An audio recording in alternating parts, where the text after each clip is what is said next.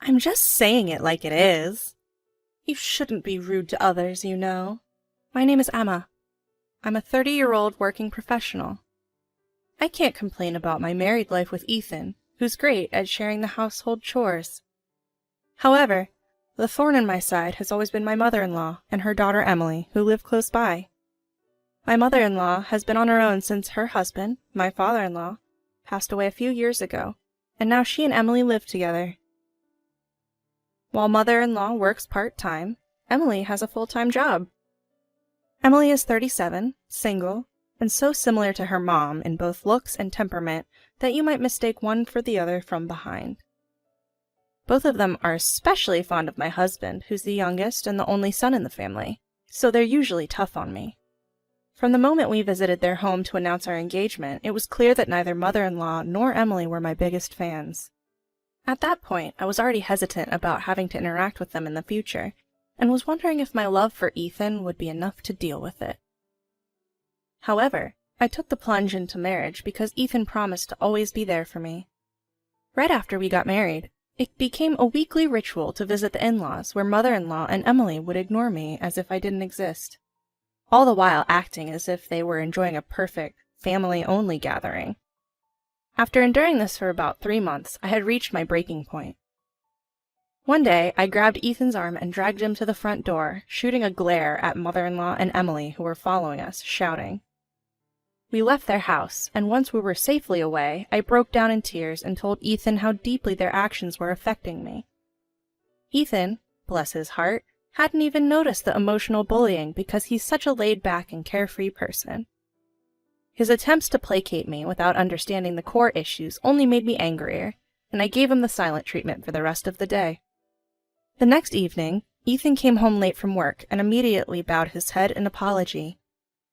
Apparently, after discussing last night's events with his coworkers, they were unanimous in their disapproval and gave him a bit of scolding during lunch. He admitted that at first he was surprised everyone was siding with me, but after listening to their opinions, he began to see that his mom and sister were indeed out of line. Feeling grateful for the enlightenment from Ethan's coworkers, I reflected on the possibility that I hadn't been the most mature person in the situation either. Then Ethan picked up the phone to call his mother. The last time my husband yelled, "Emma is an important person who joined our family, so don't you dare disrespect her," I had a newfound respect for him. Mother-in-law and Emily said that they wanted to apologize, but honestly, I would rather they just left me alone. However, respecting my husband's feelings, who understood mine, I reluctantly accepted their apologies. For appearances, we made up. All was quiet for a while until my husband got an invitation from mother-in-law to go out for dinner. I wasn't thrilled about it, but agreed to go anyway. When we met mother-in-law and Emily after a long time, they seemed overly cheerful. But the moment my husband went to the restroom, Emily said, "Oh, you're here too? Even though you're an outsider? I told my brother today was a family-only dinner." And then mother-in-law chimed in, "Oh, really? An outsider is here? Well, what's done is done. Mom, if you say things like that, you'll get scolded by Ethan again. It sounds like we're harassing her. Emma, sorry. We just say what's on our mind. Don't mind us." Emily smirked, just like her mother. They were ignoring me like I was invisible just a short time ago. Now this? I've learned that people who claim to be frank are usually the opposite. Mother-in-law and Emily kept emphasizing the word outsider, clearly unhappy about being reprimanded by my husband. Ah, a change in tactics, I see. I quickly understood their intent. If they can't ignore me, they'll use their words to push me away. Whether they had a strategy meeting or were in sync, this mother-daughter duo was very much alike. On the dinner table, mother-in-law, Emily, and my husband had matching bowls and chopsticks, while I was given worn-out dishes and disposable chopsticks. "Sorry, we thought this was a family-only dinner, so we didn't prepare for outsiders," mother-in-law said, forcing a smile. My husband sharply retorted, "Mom, did you forget to prepare for Emma, or is this intentional?" Caught off guard, mother-in-law stammered, I just forgot to buy it." Quickly, Emily also apologized, but the moment my husband turned away, she glared at me. As we began eating, Emily suddenly stood up and announced, "I have some news today. I'm getting married." Seeing the surprise on my face and my husband's, mother-in-law gleefully said, "He's such a wonderful person, you know. He's got an impressive job, so I thought it's fine to approve of this relationship." It was as if she was bragging about her own love life. Emily's boyfriend is a salesman from a company that her office deals with. He was charmed by Emily's efficiency at work and asked her out. In reality, Emily is a career woman who looks good in a suit. At first glance, she appears to be highly talented, so the story seems believable. "I've never had issues getting married, you know," Emily continued. "It's just that my personality is so straightforward, almost masculine, that guys are intimidated by me. Oh, I'm so jealous of Emma. Emma is, you know, the type guys want to protect. Like she can't live without a man. She just radiates that vibe. Ethan has always been weak for that type, so I'm really jealous. I don't have a manipulative bone in my body." Emily went on. "He's the type who can see the real me, you know? He thinks I'm cool. Right, Mom?" "Absolutely," mother-in-law chimed in. "And besides, he's not the type to tattle on my son with paranoid accusations, so I can relax. When you get married, I'll move in with you, of course." As joyous and celebratory as they were, mother-in-law and Emily didn't miss a beat in belittling me. I was so taken aback that I was at a loss for words. Mother-in-law then added, "Our family is growing again. Ethan, you should come back too. Life is better when it's just family." Emily quickly replied, "Mom, that's terrible. But you, Ethan, and I can say anything because we're family. But Emma is an outsider. It's rude to say such things." To which mother-in-law also said, "You're right. It's rude to an outsider. Sorry." I was so frustrated I had to fight back tears. Just then, my husband calmly put down his chopsticks and muttered, "This family is messed up." He stood up, ignored mother-in-law and Emily who tried to follow us, left his parents' home, and put me in the car. Inside the car, my husband said, "I'm really sorry." "As long as you understand, that's all that matters," I replied. I couldn't meet his gaze, and tears followed. Several nights later, mother-in-law and Emily showed up at our doorstep unannounced. "I'm so sorry. I know it's irrational, but I felt like you stole my son. And that just got under my skin. Please forgive me." "I'm sorry, too. I have a soft spot for my younger brother, and I took it out on you," they both said, bowing deeply in apology at our front door. Confused by the sudden turn of events, I looked over at my husband, who seemed just as bewildered as I was. I couldn't shake the feeling that they had some ulterior motive, so I wasn't ready to forgive and forget so quickly. "If something like this happens again, I don't think I'll be able to forgive you," I warned them. "We get it, we really do," they both echoed, bowing their heads once more. Even after mother-in-law and Emily left, I felt uneasy, but my husband looked relieved. Looks like they finally get it. If only that were true. Maybe Emily's upcoming wedding changed her. Perhaps, once she's a daughter-in-law too, she'll get where I'm coming from and make an effort to get along. Trying to convince myself, I pushed down my lingering doubts. Turns out, all my concerns were unwarranted. Mother-in-law and Emily became noticeably nicer to me. When Emily introduced her fiancé, the dinner went off without a hitch. No passive-aggressive comments or anything. Her fiancé seemed as genuine as Emily claimed, a really good guy. Thinking her change of heart might be his influence, I genuinely celebrated her upcoming wedding. Then, mother-in-law asked for my help preparing meals for my father-in-law's memorial service, where many relatives would gather. I would have dreaded this before, but I felt differently about my in-laws now and agreed to stay overnight for cleanup. The morning of the event, I felt a slight headache and some chills. I had no fever, but I didn't want to risk spreading a cold, so I consulted with mother-in-law. She urged me to come, promising she'd also take precautions, so I headed over. When I got there, nearly 20 relatives had gathered. After the memorial service, my husband got called back to work due to some emergency. He left in a hurry, and I stayed at my in-laws' home, serving tea and snacks to guests. The post-service dinner was lively. I was bustling around, carrying drinks and food, and doing the dishes. When I glanced around the living room, I noticed my mother-in-law deep in conversation with relatives her own age. Emily, meanwhile, was busy with her phone and had disappeared into her room. Several female relatives on my father-in-law's side helped out, but neither my mother-in-law nor Emily lifted a finger. By the time it got dark, the party was over and the relatives left, although a few of the men had passed out from too much drinking. I was alone in the quiet living room, cleaning up in the kitchen. I had been too busy to think about it earlier, but my headache and chill from the morning had come back. I started to feel dizzy and thought about calling it a night and going home. Just then, my mother-in-law and Emily came into the living room. The moment our eyes met, my mother-in-law said, "Oh, you're still here? You're not very efficient, are you?" She continued, "Well, why don't you just go home? You've been itching to leave, haven't you? The rest is family time. Ethan will be back soon, and we don't need outsiders like you around." "What do you mean?" As I asked, Emily started laughing. "You still don't get it, do you? You're just a maid here. How funny! Ethan is part of my and my mom's family, not yours. But hey, you've been entertaining. We'll call you again to be our maid." Confused by Emily's contradictions, I asked, "If I'm an outsider, then what does that make your fiancé?" Emily retorted, "What? He's family because I chose him. Just because you're not wanted here doesn't mean he's an outsider. Seriously? You're so clueless." Rolling her eyes, my mother-in-law chimed in, "We've told you can go. Why don't you take those drunk guys with you on your way out?" She gestured with her hand as if shooing me away. This is the third time this has happened.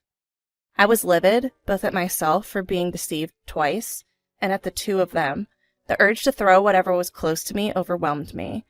Yet, I was so dizzy I couldn't speak, and their mocking faces looked distorted. Feeling my body temperature rise rapidly, I stopped cleaning and stormed out of my in-laws' house. Only a few steps out, I started feeling extremely dizzy, and my knees gave out. I collapsed right there. That's when Susan, a neighbor I'd seen a few times, rushed over frantically. "Hey, are you okay?" She cradled me and spoke to me. In my fading consciousness, I muttered, "Please, mother-in-law, Emily, let me rest," and then blacked out. I thought I heard her scream, but then I lost consciousness, and I don't remember what happened next. When I woke up, I was in a hospital bed. Susan had called an ambulance in a panic, and people from the neighborhood had gathered around my in-laws' house. Apparently, I had a fever close to 104 degrees Fahrenheit, and it was said that it could have been much worse had help arrived any later. Turning to my husband, who was crying by my bedside, I asked, "Who's your family?" And then I went back to sleep. After being discharged, my husband and I visited my in-laws' house at my request. I had made up my mind during my recovery. Mother-in-law yelled at me, "You ruined your father-in-law's memorial service," but I was calm. I told my husband, "This is the third time they've harassed me. I can't take it anymore. What do you want to do? If you can't cut ties with your mother and sister, then we should go our separate ways. Who's your family?"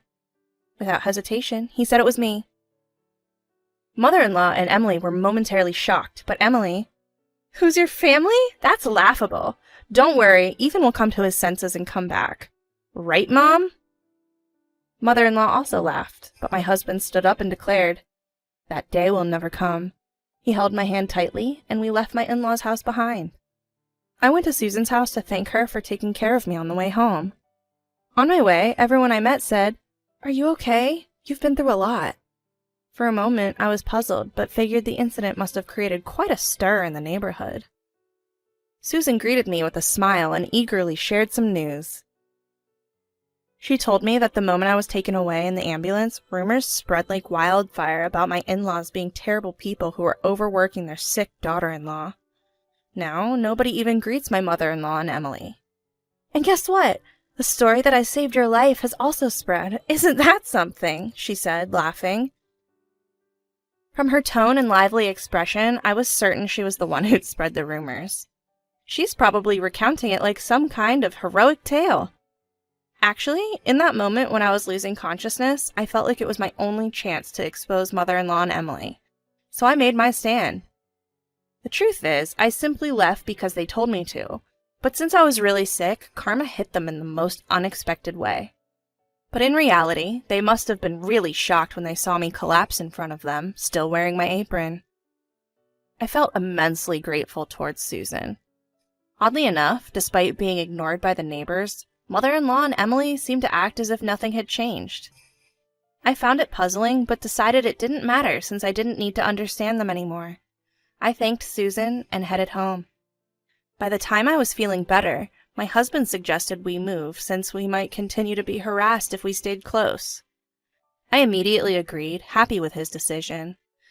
Just when I thought it was all over, something more surprising happened. As we were preparing for the move, the doorbell rang. Standing there was Emily's fiancé, bowing his head through the monitor. We invited him in. After taking a deep breath, he said that the engagement was off.